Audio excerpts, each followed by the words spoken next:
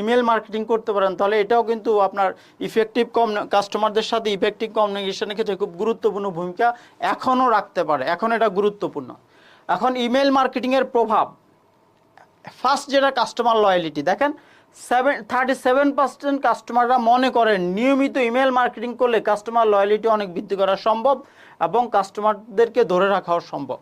আমাদের দেশে আমি কয়েকটা প্রতিষ্ঠানের ক্ষেত্রে আমরা বলি, যেমন রকমারি, তারা নিয়মিত তাদের কাস্টমারদেরকে যে কোনো বই এর অফার কিন্তু তারা এখনও ইমেল মার্কেটিংয়ের মাধ্যমে করে এবং ধারাবাহিকভাবে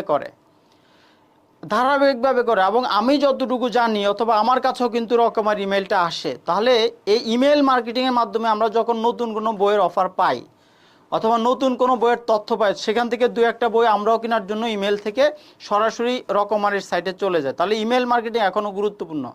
বাংলাদেশের প্রতিষ্ঠিত যে কোনো ব্যাংক এখনও ইমেলের মাধ্যমে ব্যাংকের যে কোনো প্রোডাক্টের যে কোনো তথ্য